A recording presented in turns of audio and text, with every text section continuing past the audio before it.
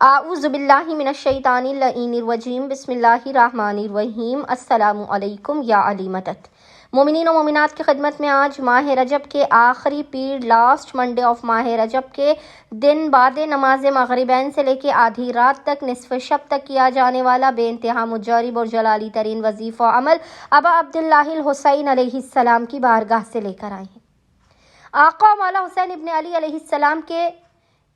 اس مجرب ترین عمل کو مومنین و مومنات نے حالت سجدہ میں کرنا ہے۔ سجدے میں آپ نے 72 مرتبہ 72 ٹائمز اس ذکر کو پڑھ کے خداوند متعال کو مظلومیت ابا عبداللہ الحسین علیہ السلام کا واسطہ دینا ہے۔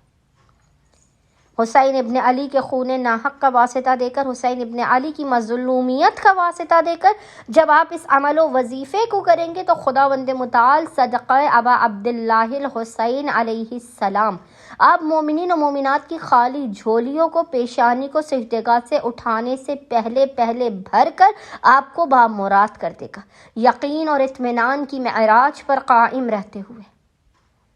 جب آپ اس وظیفے کو کریں گے،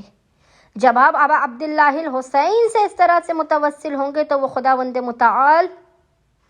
آپ کو اتنا نواز دے گا کہ جو آپ کے بخت و مقدر میں بھی نہیں ہوگا وہ آپ کو عطا کیا جائے گا۔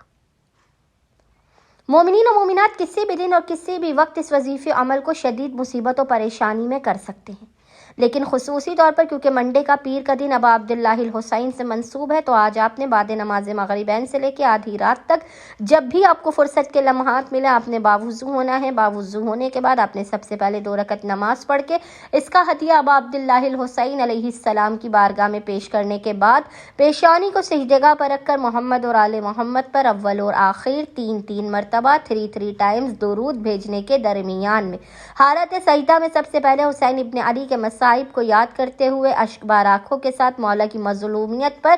آنسو بہاتے ہوئے